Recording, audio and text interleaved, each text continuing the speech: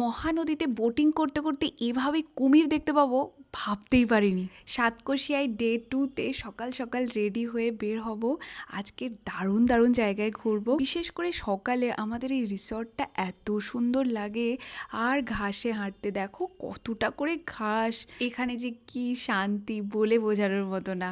সকালের ব্রেকফাস্ট সেরে সবাই তাড়াতাড়ি বেরিয়ে পড়লাম। প্রথমে আমরা যাচ্ছি প্রগোড়া টেম্পল। এটা দুর্গা মায়ের এক রূপ। এখান থেকে আমাদের কথা ছিল, আমাদের রিসর্টের কাছেই একটা জঙ্গল ছিল, ওখানে যাওয়ার।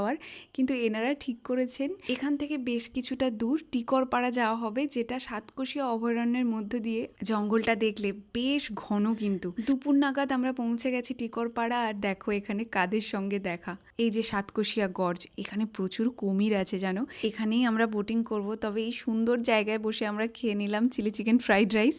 3:30 নাগাদ আমাদের বোটিং শুরু হলো।